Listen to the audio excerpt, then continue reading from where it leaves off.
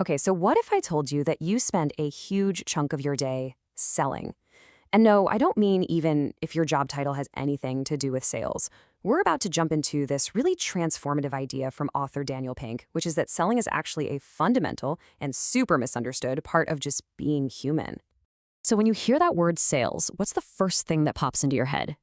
Does it sound a little something like this, Pushy, smarmy, a little bit ick? Well, according to Daniel Pink's research, you are definitely not alone. These are some of the most common words people think of when they think about selling. And that discomfort, that whole ick factor, it's usually tied to this really outdated image of like manipulation and dishonesty. So, to really get a handle on the new reality of selling, we've got to first tear down the old one. Let's kick things off with the classic myth of the salesman. You know the image I'm talking about, right? The super persistent door-to-door salesperson. Maybe a figure like the famous Fuller Brush man. And yeah, while that specific job has pretty much vanished, the idea that salespeople are a thing of the past, that is completely wrong. In fact, here's a wild statistic for you. About 1 in every 9 American workers is still in what we'd call a traditional sales job. But here's where it gets really interesting. What about the other 8? And that, right there, brings us to the core idea of this whole explainer. You, my friend, are in sales now. Pink has a great name for this, non-sales selling. It's the art of moving other people, convincing them, persuading them, influencing them in situations where nobody's actually buying a thing. It's what we do all day, every single day. But how much of our day are we really talking about? The answer is staggering. Seriously. Surveys show that people spend, on average, 40% of their time at work just moving others. Think about that. That's 2 full days out of a 5-day work week. So who are we talking about here? Pretty much everyone. Teachers are moving students to want to learn. Doctors are moving patients to stick with a health plan. Managers, they're moving their teams toward a big goal. Entrepreneurs are pitching their big ideas. And parents? Well, parents are moving their kids to do just about anything. We are all in the business of moving others. As Daniel Pink puts it so simply and so powerfully, we're all in sales now. The lines have totally blurred, and honestly, these skills are now essential for everybody.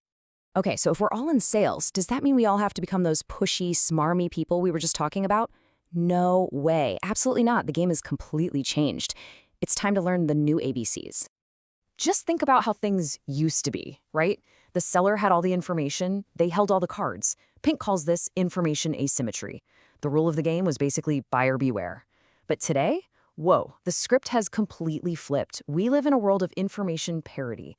The buyer can know just as much as the seller, sometimes even more. The power has shifted, and now the rule is caveat venditor, seller beware. Honesty and transparency, they're not just nice to have anymore. They're an absolute requirement.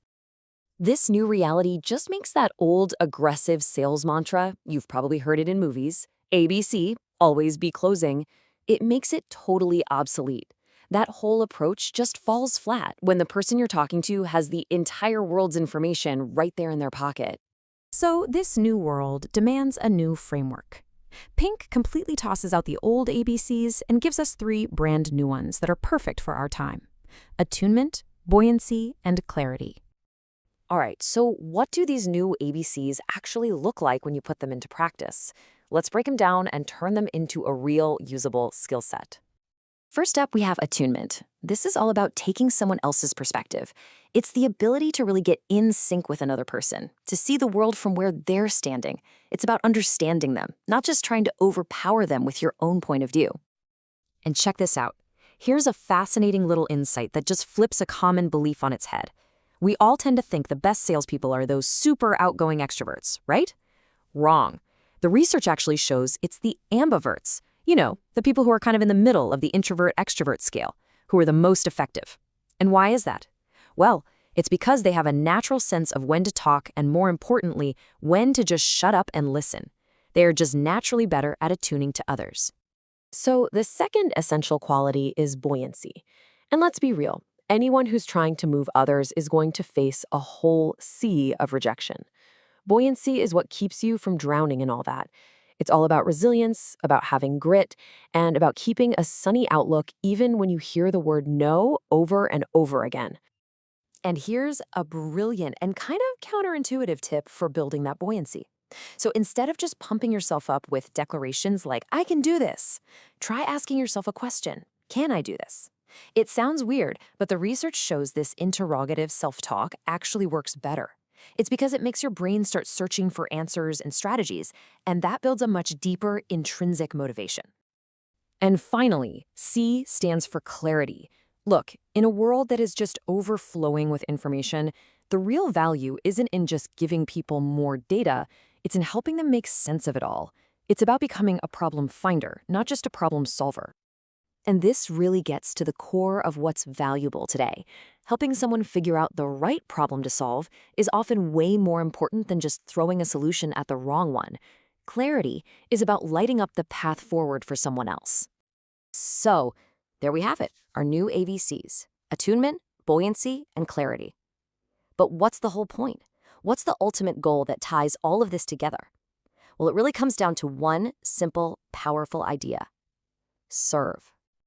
Modern selling, or moving others, whatever you want to call it, is really an act of service. And Pink argues this service stands on two pillars. First, make it personal. There was this one incredible study that found when radiologists saw a photo of the patient attached to a CT scan, their diagnostic accuracy actually improved.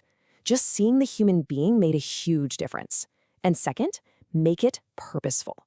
Hospital staff were way more likely to wash their hands when the signs reminded them about patient health, not about their own personal consequences. Connecting to a higher purpose, it's an incredibly powerful motivator. And this really just elevates the whole idea, doesn't it? It's not about taking from someone, it's about giving.